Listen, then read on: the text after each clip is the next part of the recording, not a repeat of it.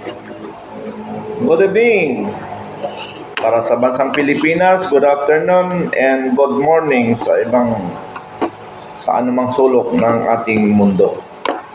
So, kakaba itong aking pupuntuhan ngayon. Base ito sa isang general na kung saan ay naging controversial sa Armed Forces of the Philippines, So, ito ay patungkol sa mag-asawa. So, meanings, mag-asawang problema ito. Base doon sa kwento, base doon sa mga lumalabas sa vlogs at saka sa newspaper na kung saan ay parang dihado itong general na ito. Pero base sa aking mga analysis, yung situation na nakikita ko reaction doon sa Commission of Appointment at ang salita ng asawa ng general at yung sinasabi ng isang Senador Zubiri na kung saan ay kailangan niya lang magpakita ng support with the notary, yung katunayan na nagbibigay sa suporta sa kanyang pamilya. So yun lang ang naging tugon ng Senado sa Commission on Appointment. Now, doon naman sa babaeng kanya mga allegation ay base sa aking pag-aaral ito ay propaganda. Hindi ko alam kung mayroong agitation propaganda na nagdidikta sa babae or karakter talaga ng isang babae ito o ng kanyang asawa. Base sa karakter ng asawa sa mga salita niya laban sa isang general, si General Sibilia, na Deputy Commander ng Sukhum. Base sa nakita kong pagkatao niya at kilala ko ito pero hindi kami nagsama sa isang unit, At ang huling pag-uusap namin ito is, kung matatandaan ko, 2003 pa nung kami mag-advance. Yun lang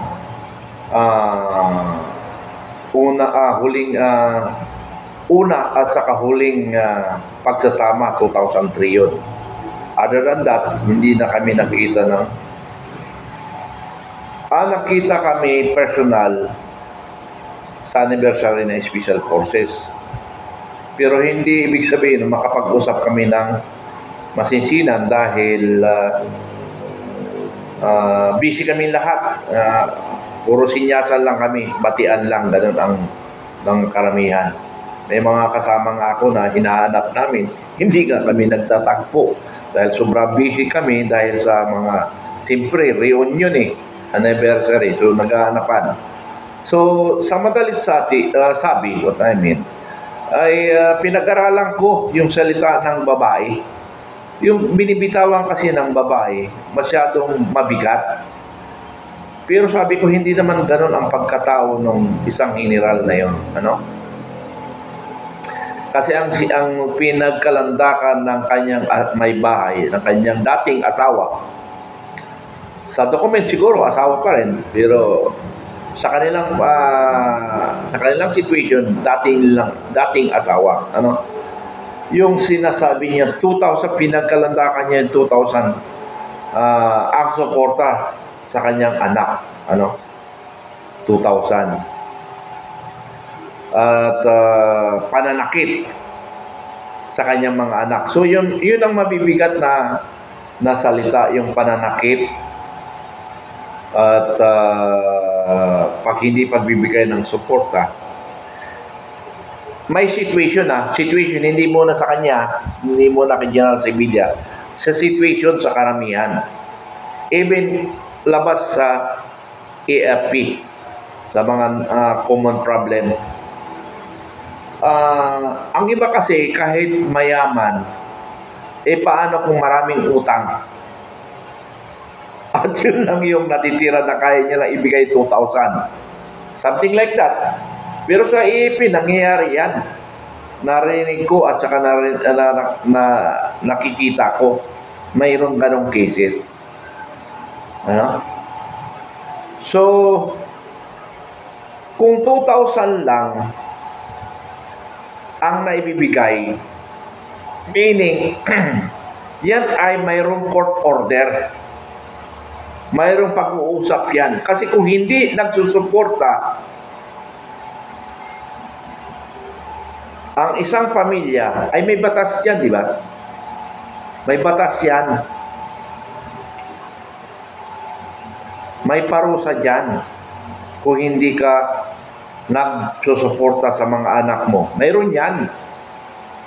Pero bakit hindi siya nagkakaso? Huwag na natin sabihin sa AFP kasi sinasabi niya na may bias yung AFP. Hindi yan. Ako, isang naging commander, hindi ko ito-tolerate ang aking officer or junior or tauhan. Ito-tolerate ko lang sa kalukuhan niya na ako ang masisira or ang organization na masisira. Hindi naman ako papayag. So, alam ko hindi tama yun na sinasabi niya na wala daw kakayahan ang AFP. Kasi dito lang daw sila. Parang ang logic na ibig niya sabihin doon, dahil general nga, dahil officer nga, at mayroong kasangga, gano'n. Hindi ako naniniwala doon.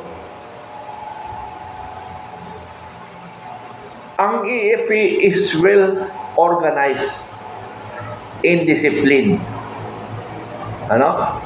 Now, kung sabihin natin, kasabwat, may unit yan from platoon to AFP, tube staff.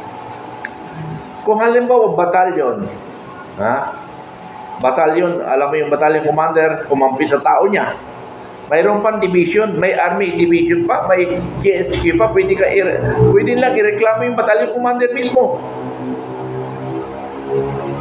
for tolerating his personnel. Di ba?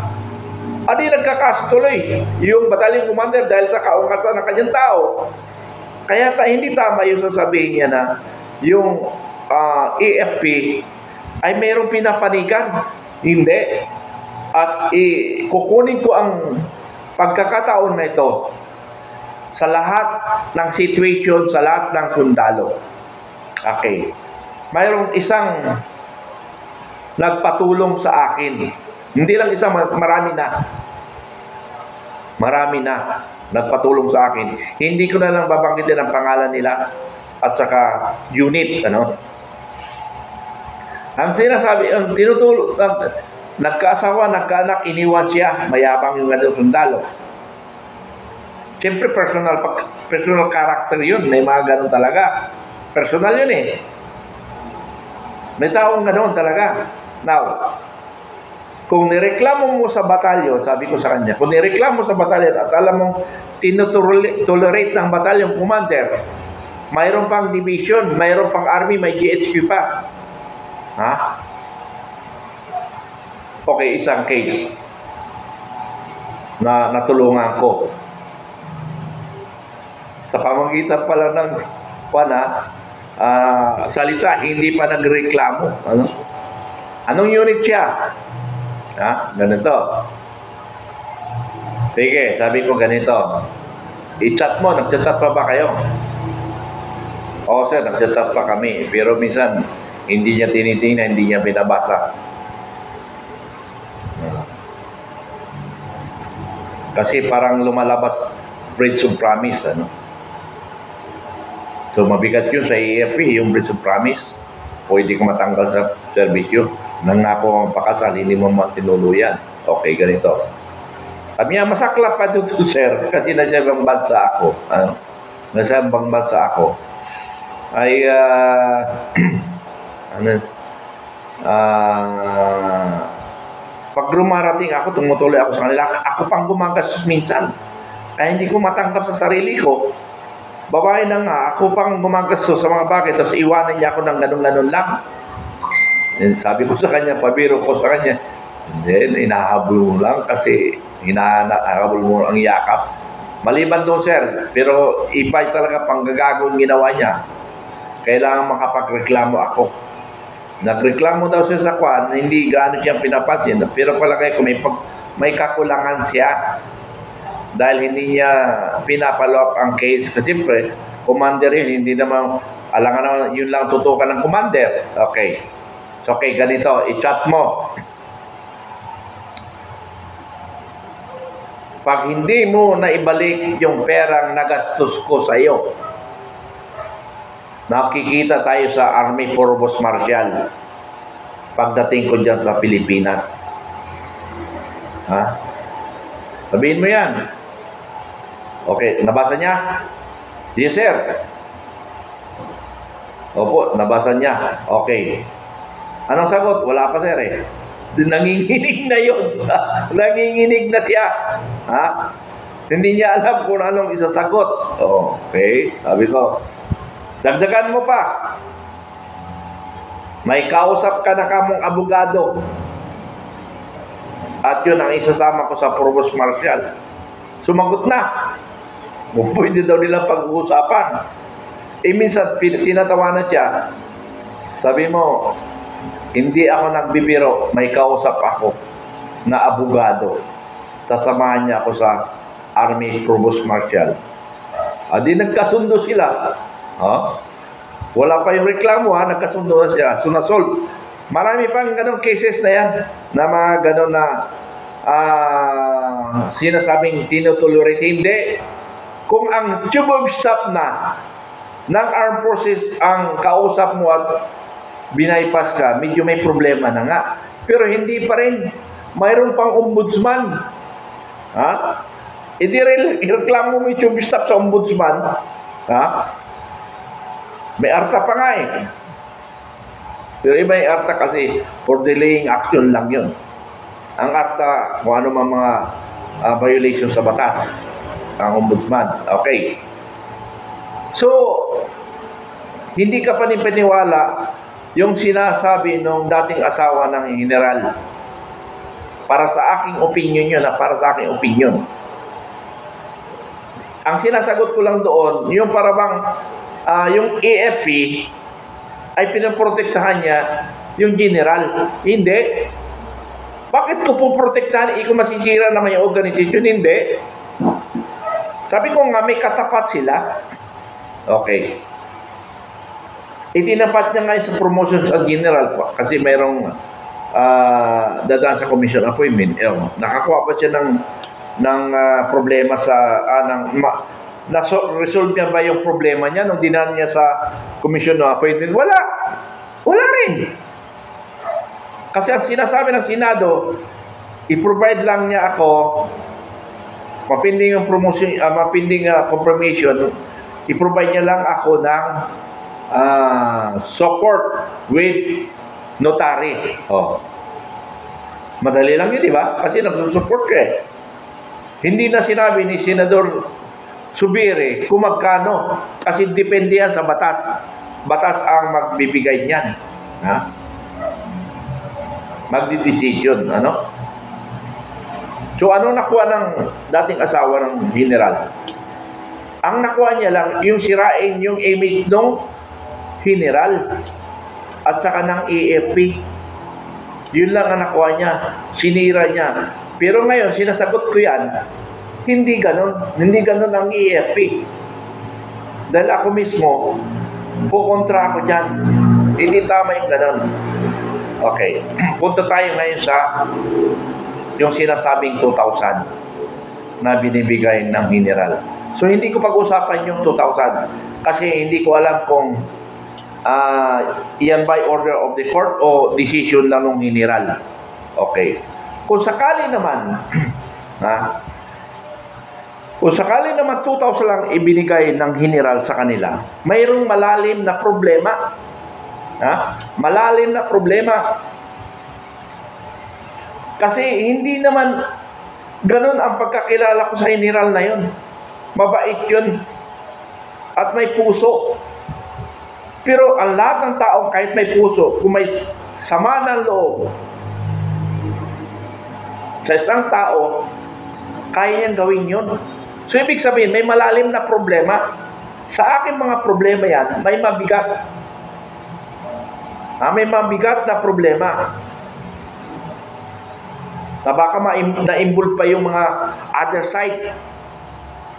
Halimbawa, na-involve yung side ng general sa kanyang pamilya. For example lang na hindi naman na maltrato or napalayas ng misis yung magulang. Parang ganon. Halimbawa yun. Kasi nakita ko, mabigat yung problema eh. Hindi ko pa nga nakakasabi ko nga doon sa I will not give comment. Kasi hindi ko narinig yung other side.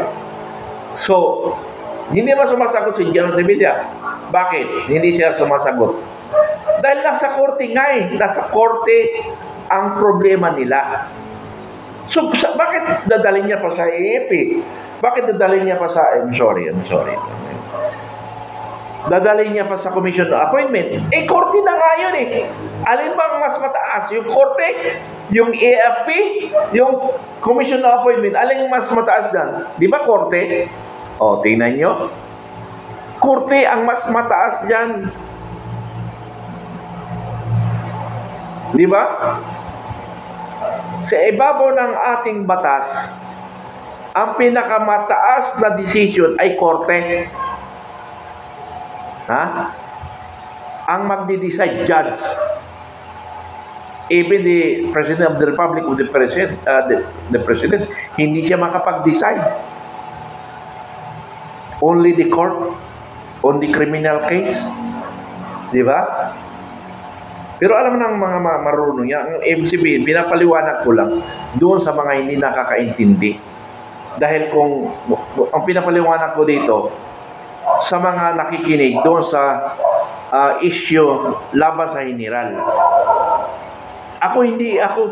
Hindi ako puwapanig kasi sa lahat ng aking sundalo, galit na galit ako sa lahat ng sundalo na iniiwan yung pamilya. Iniiwan yung pamilya at hindi sinusuportahan. Now, kung iniwan niya, may dahilan. Pero kung walang dahilan, ay diyan ako galit. Pero kahit may dahilan, yung anak dapat hindi nila isa-sacrifice. Dahil yung anak yan ay walang kinalaman sa dalawang mag-asawa. Di ba? So galit ako dyan. Now, balik tayo doon. Bakit 2,000 lang? Sabi ko nga, korte yun. Kaya hindi ko papasukan kung magkano Kasi korte nga. So, hindi pwedeng pakialaman ng commission appointment on the decision of the court. Hindi pwedeng pakialaman ng AFP ang decision on the court. Hindi pwedeng pakialaman ng AFP ang hearing sa korte. Now, ano ang position ng AFP? Dahil dinala sa civil court o sa court, hihintayin ngayon ng AFP kung ano ang maging decision ng korte. Now, kung mayroong nakita na negligence negligence against the general, titingnan niya kung ano yung punishment ng general punishment sa general. Diyan ngayon papasok ang AFP kung na-decision na ng korte. Hinihintay ng AFP ng Armed Forces ang decision ng korte. That's the time the Armed Forces will intervene to general. based on the decision of the court. Nasa korte ka hindi pwede makapalag ang AFP. Hindi siya pwede makialam, nasa korte.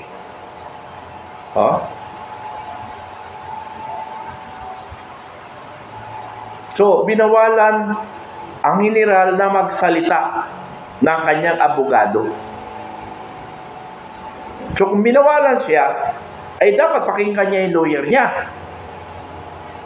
Dahil baka makasira sa kanilang normally, siyempre may strategy yung abogado ng bawat isang abogado. Di ba? Kaya binawalan sa magsalita. So sa korte, sa commission appointment, ganun rin. Hindi siya pwedeng i-interrogate doon sa commission appointment. Unless na wala sa korte, nandito lang sa military court. Yun ang hindi ko alam. Wala akong ganong idea kung yung military court pwede pasukan ng commission on appointment. Siguro maaring pwede kasi higher level ito military court lang. Ang military court, military justice is only within AFP. Hindi niya na pwedeng dalhin sa civil court. Hindi niya pwedeng dalhin saan paman. Within their organization, yung military justice.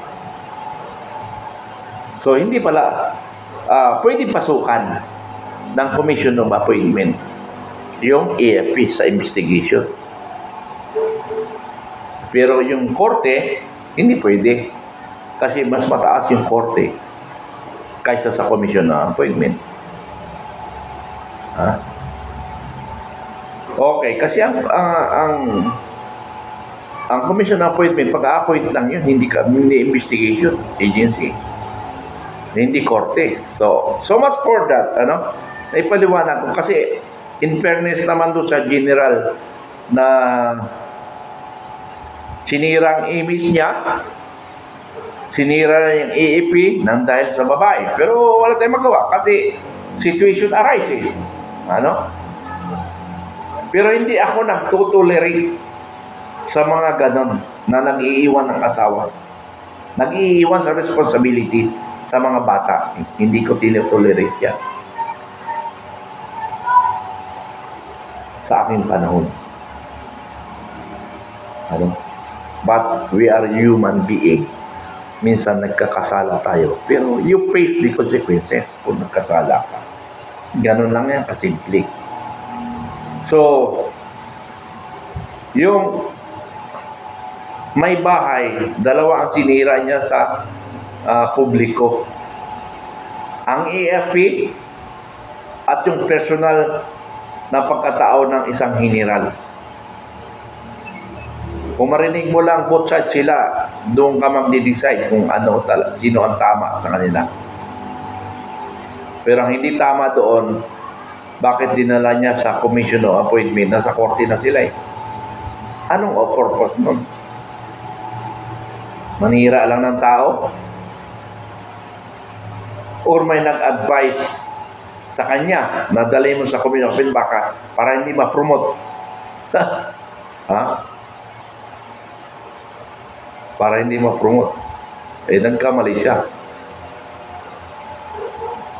Sinira niya yung AFP at sinira niya rin yung pagkatao ng isang. Although, sabihin natin, sinira ni General Sibilya yung pagkatao ng babae.